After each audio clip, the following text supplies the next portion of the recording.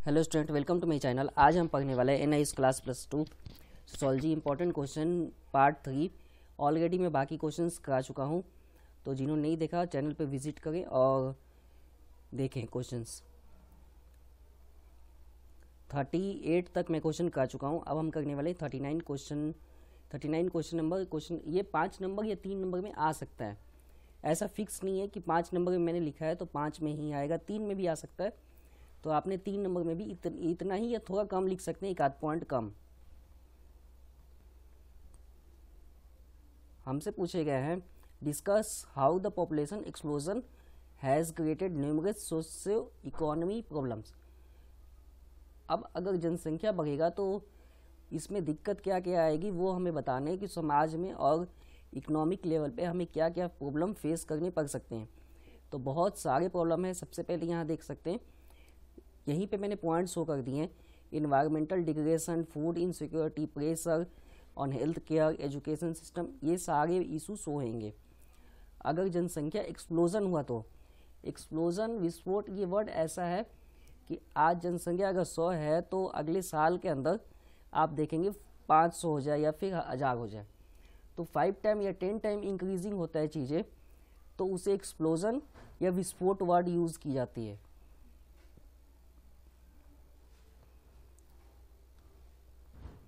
तो जनसंख्या बढ़ने के कारण क्या क्या इशू है। तो पहला आता है इनइक्वालिटी और पॉवर्टी, गरीबी सबसे पहला शो होएगा कि गरीबी बढ़ जाएगी, पैसे की तंगी होगी, जॉब्स नहीं होंगे, ये सारे इशू होंगे। यहाँ लिखा हुआ है increasing competition for the jobs. आज के टाइम यही इशू है इंडिया में। इंडिया में जो इशू है ये इसी बेसिस पर है। Strain on resources, food, water, energy, इन सब पे आज हर चीज़ के लिए एक लंबा स्ट्रगल है। यही क्लैरिटी नहीं है कि जो फिक्स ठीक चीज़ें क्या है, फेक क्या है, ओरिजिनल क्या है। जो है बस यही है मार्केट में, ऐसे इशू है। बहुत ज़्यादा लोड पड़ता है वाटर पे, एनर्जी पे, फूड पे, जिसके कारण आप देख सकते हैं कई सिटी में पानी की सबसे ज़्यादा तंगी है।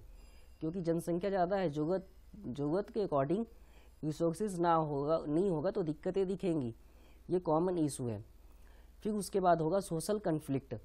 सोशल कन्फ्लिक्ट होते हैं कि थॉट ही आपस में कन्फ्लिक्ट होंगे। कोई कम्युनिटी बोलेगी कि हम सही हैं, कोई कम्युनिटी बोलेगा कि हमारी बातें सही है। तो ये सारी चीज़ें सोशल कन्फ्लिक्ट है। हर कोई चाहता है कि फिर हमारी रिलीजियस के अकॉर्डिंग हो, हमारे थॉट के अकॉर्डिंग हो, हमारे क्लास के अकॉर्डिंग हो, या हमारे फाइनेंस के अकॉर्डिंग हो।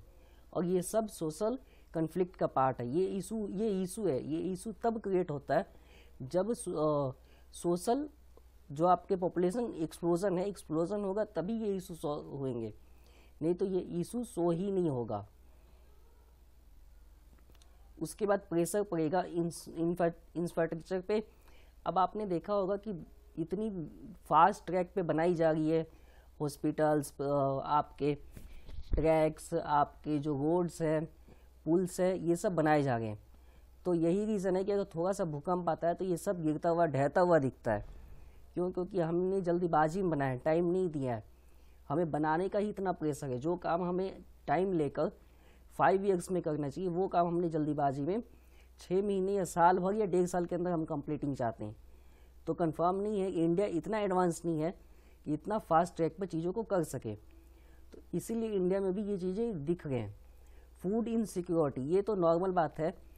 अब फूड इनसिक्योरिटी तो होगा ही, क्योंकि अगर 100 लोगों के लिए फूड है, 100 लोग आते हैं तब तो ठीक है। लेकिन अगर फूड ही 100 लोगों के लिए और खाने वाले उसको 2000 लोग हैं, तो ऑटोमेटिक ही बाकी के लिए फेक फूड क्रिएट करना पड़ेगा, नकली सामान उतारना पड़ेगा। तो ये इनसिक्योरिटी का पार्ट है। अगर हमने ओरिजिनल दिया भी है 100 लोगों को तो प्राइस टैग बहुत ज़्यादा होगा। जो चीज़ें 10 रुपीज़ की होनी चाहिए वो होंगे 200 के, 100 रुपीज़ के। क्योंकि लेने वाले की जनसंख्या जब ज़्यादा हो और रिसोर्सेज कम हो तो प्राइस टैग हमेशा ज़्यादा होगा। फॉर एग्जांपल, अगर 5 रुपये का पेन है और उस पेन को लेने वाले 5 लोग हैं, तब तो रेट 5 ही लगेगा, या हो सकता है 6 रुपये लगे या 4 लगे। लेकिन 5 रुपये का पेन है और लेने वाले 5 पेन है, और उसे लेने वाले अगर 100 लोग हैं तो उस पेन की कॉस्ट कम से कम 200 आएगा, 300 आएगा, शायद 5 भी। इतना हाई प्राइसिंग होगा। इसलिए यहाँ पे लिखा गया प्राइस शॉकिंग भी हो सकता है फूड पे भी। तो ऐसी है, ये डिपार्टमेंट है, वर्ल्ड वाइड डिपार्टमेंट है HED, हिंडर्ड इकोनॉमिक डेवलपमेंट। ये बताते हैं कि इकोनॉमिक बेसिस पर पूरे वर्ल्ड वाइड क्या क्या डेवलपमेंट होता है, क्या ये लार्ज स्केल पर बताते हैं कि अगर पॉपुलेशन इंक्रीज होगा तो इकोनॉमिकल क्या इम्बैलेंस होंगे, पॉपुलेशन कम होगा तो क्या करना चाहिए। तो ये सारा है, जनसंख्या का वे कैसा होना चाहिए। तो उन सब बेसिस पर इकोनॉमिकल इशू को बताते हैं, प्रोग्रेस में रिपोर्ट देते हैं और हेल्प भी करवाते हैं। तो ये डिपार्टमेंट वर्ल्ड वाइड हेल्प करता है इसीलिए कि आपको कहाँ पे कितना इन्वेस्ट करना है, कहाँ पे इन्वेस्ट नहीं करना है, कहाँ पे आपको सिर्फ ध्यान रखना है। तो ये इसी के अकॉर्डिंग चलता है। तो आपका क्वेश्चन कंप्लीट है 39। अब हम क्वेश्चन करते हैं 40। तो क्वेश्चन नंबर 40 आपसे पूछा गया OBC। OBC एक ऐसी कैटेगरीज है जो नॉर्मली फाइनेंशियल बेसिस पे बनाए गए हैं। ऐसा कोई पहले से कैटेगरीज था नहीं, पहले से आपकी कैटेगरीज है ST, SC और जनरल, यही कैटेगरीज है। OBC आपके बनाए गए हैं फाइनेंस बेसिस पर। अदर बैकवर्ड क्लासेस, एक फाइनेंशियल अमाउंट फिक्स है, फैमिली इनकम अगर उससे कम है तो आप OBC कैटेगरीज में है, आपको सर्टिफिकेट होगा तो आप वैलिड हो, सर्टिफिकेट नहीं है तो वैलिड नहीं है।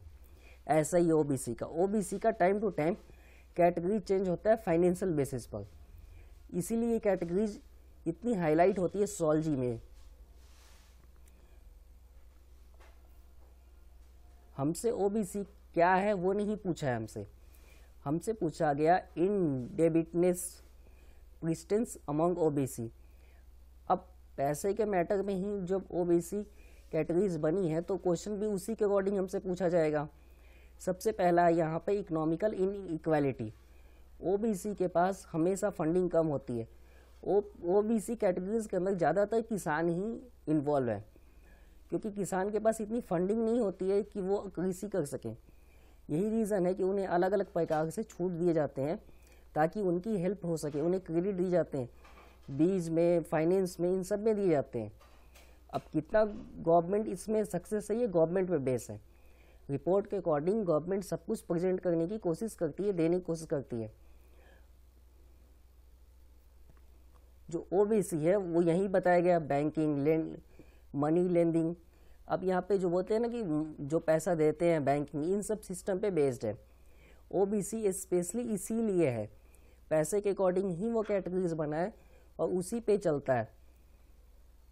इसमें स्पेशली आप अजम्पशन करके चल सकते हैं कि OBC में ज़्यादातर किसान ही इन्वॉल्व है, किसान ही व्यक्ति होगा ज़्यादातर। अगर 100 लोग हैं OBC कैटेगरीज में तो 100 में से 60 या 70% आपके एग्रीकल्चर से ही बिलोंग करते होंगे, फार्मिंग से। तो ये कॉमन है। उनको प्रोटेक्ट करने के लिए, उनकी सिक्योरिटी के लिए ये कैटेगरीज गवर्नमेंट ने बनाई है ताकि उन्हें समय समय पर सब चीज़ें प्रोवाइडिंग कराई जा सके, फॉर्मल सेक्टर में भी, इनफॉर्मल में भी। तो ये सारी उनकी हेल्प हो सके। High cost of cultivation. अब यहाँ पे आगे वो कैटेगरी जो मैं आपको स्टार्टिंग से बोल रहा हूँ, किसी भी क्रॉप्स के लिए पैसे की सबसे ज़्यादा नीड होती है। कोई भी फसल लगाना है तो उसे पैसे चाहिए, बीज चाहिए, खाद चाहिए, फिर उसके बाद रोपाई, उसके बाद जब कटिंग होगा तब इन सब में लेबर कॉस्ट, ये सब कुछ आएगा। जब सब फसल रेडी भी हो गया तब भी मार्केट में सही उसके रेट हो सके, इसलिए भी मैनेजमेंट होना चाहिए। तो ये सारा कुछ मैटर करता है। अगर ये इसमें से एक भी मिसिंग है तो पूरे के पूरे फार्मिंग पे इम्पैक्ट डलेगा। इसमें लैक ऑफ मनी, ये सारा कुछ शो होएगा। पैसे की तंगी, पैसे ख़त्म हो सकते हैं। अगर फसल ही नष्ट हो गया तो पैसे ही नहीं बचेंगे। तो इसीलिए बैंकिंग सिस्टम बनाए गए हैं कि OBC कैटेगरीज को जो लोन है वो बिल्कुल कम इंटरेस्ट पर मिले। अब नॉर्मली जो आप अगर बिजनेस बेसिस पर लोन लेते हैं वो 10%, 15% होता है। अगर बैंक देता है तो 10% पे देगा ईयरली या 12%। प्राइवेट से लेंगे तो ईयरली होगा आपका 20-22%। लेकिन आप अगर OBC कैटेगरीज में आपके पास सर्टिफिकेट है, बैंक लोन देता है तो कम से कम 2-2.5% ही लगता है ईयरली चार्ज, जो ना के बराबर है। अब मैंने इतनी बैंकिंग फाइनेंस की बातें की है तो इसलिए की है, इकोनॉमिक का तो ये सब्जेक्ट है नहीं, सोशोलॉजी है। लेकिन OBC जो टॉपिक है OBC, ओबीसी को हमें फाइनेंस के अकॉर्डिंग ही पूछा गया है, तो हम उसी के अकॉर्डिंग इस क्वेश्चन को रिप्रेजेंट करने की कोशिश करेंगे। क्लाइमेट चेंज, अब यहाँ सारा फार्मिंग के अकॉर्डिंग बताया गया है। उसके बाद सोशल डिस्क्रिमिनेशन, ओबीसी कैटेगरीज में सोशल डिस्क्रिमिनेशन इसलिए होता है क्योंकि ये कैटेगरीज फिक्स नहीं है, एसटी एससी की तरह क्लियर नहीं है कि हाँ आप एक बैकवर्ड हो कि शेड्यूल कास्ट हो या शेड्यूल ट्राइब हो, नहीं, फाइनेंशियल बैकवर्ड है कि हाँ पैसे अब गवर्नमेंट ने फिक्स किए कि शायद 2 लाख होगा ईयरली फैमिली इनकम, उससे कम तो आप ओबीसी में, सर्टिफिकेट है तो आपको हर चीज़ में ओबीसी का टैगलाइन लगेगा और आपको वो बेनिफिट मिलेगा भी।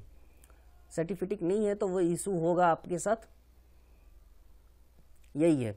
ओबीसी के साथ भी सोशल डिस्क्रिमिनेशन होता है, हर जगह होता है, जितनी भी कैटेगरीज है उन सब में डिस्क्रिमिनेशन है। एसटी एससी ओबीसी इन सब में थोड़ी बहुत डिस्क्रिमिनेशन होती है, इसीलिए हमें उन्हें रिजर्वेशन देने की ज़्यादा ज़रूरत है ताकि उनके साथ जो डिस्क्रिमिनेशन है वो बिल्कुल भी ना हो। अब क्वेश्चन है आपका 40, ए पार्ट था और ये बी पार्ट है, वो 5 मार्क्स में था, हमने कंप्लीट किया। यहाँ आपसे पूछा गया who are schedule caste, SC कौन है, 5 प्रॉब्लम्स बतानी है उनके साथ होता क्या है और उनकी गरीबी के अकॉर्डिंग बतानी है प्रॉब्लम्स। तो शेड्यूल कास्ट है कौन, यहाँ पे हमने सीधा प्रॉब्लम ही डिस्कस किए हैं।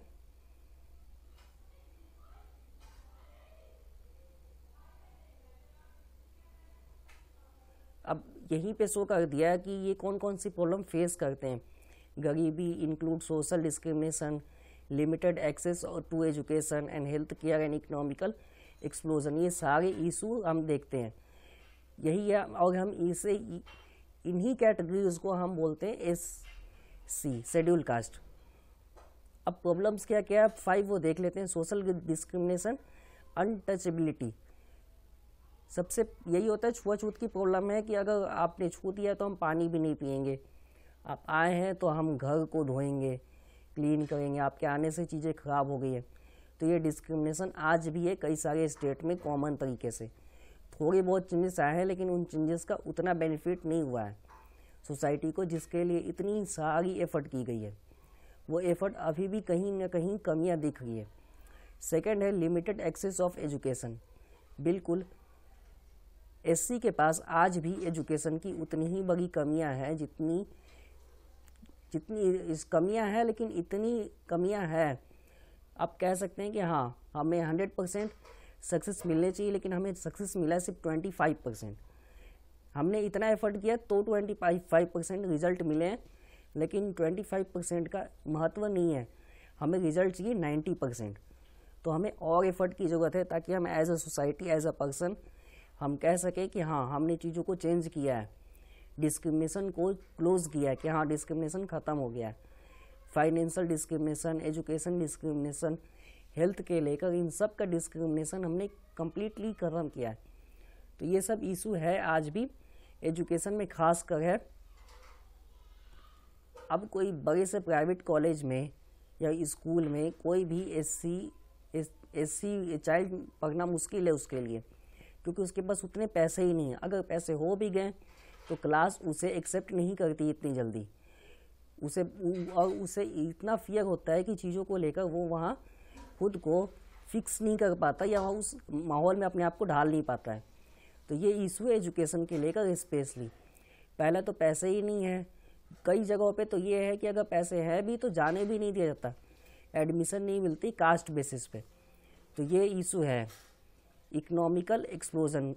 अब ये इसीलिए है, लो पेइंग जॉब, इनसिक्योरिटी, ये सब लिखे गए हैं। तो ये इसलिए यहाँ पे है, अब काम ही सीखने नहीं दिया गया है तो किसी को हाई पेइंग जॉब कैसे मिलेगा। एजुकेशन ही नहीं मिला है तो हाई पेइंग जॉब अगेन नहीं मिल सकता, दिक्कत आएगा। तो इसीलिए ये सारी इकोनॉमिकल दिक्कत भी है एससी के साथ। फोर्थ है आपके लैंड। अब यहाँ पे बोला गया ज़मीन की दिक्कत है, खाने के लिए ही पैसे नहीं है तो झोपड़ी में ही रह पाएंगे, पढ़ने के लिए पैसे नहीं है, खाने के लिए नहीं है, तो हम महल कहाँ से ले पाएंगे, पक्का मकान ही नहीं बना सकते, झोपड़ी है उससे पक्का मकान नहीं बना सकते। तो ये इशू है, तो ये सब इशू है। पुअर हेल्थ, अब हेल्थ की स्थिति ज़्यादा खराब होगी इसमें बताने की कोई ज़रूरत है नहीं। अब पैसे होंगे तो अच्छे खाना मिलेगा, और खाना मिलेगा तो हम सोच सकते हैं कि हाँ ये हेल्थ वाले फूड हैं, इन्हें खाना है, इन्हें अपने बॉडी के अकॉर्डिंग ही टाइम टू टाइम लेना है, सीज़न के अकॉर्डिंग, डे के अकॉर्डिंग हम फिक्स कर सकते हैं। जहाँ खाना ही नहीं है वहाँ पे हेल्थ की तो ऑटोमेटिक ही कमी है, खाने की ही कमी है। अब पूरे दिन भर में एक टाइम का खाना मिल रहा है, अब कहाँ से हेल्थ कंडीशन अच्छी होगी। तो एससी में आज भी ये दिक्कत है। तो ये सारी 5 मेजर इशू थी। तो हमने जितने भी क्वेश्चन थे सैम्पल पेपर के जो हमें एनआईएस ने प्रोवाइड कराते हैं हमने ऑलरेडी सॉल्व कर लिए हैं। फिर भी किसी को कोई डाउट हो तो कमेंट में पूछिए, और जो स्टूडेंट क्वेश्चन पूछते हैं उन सब को धन्यवाद।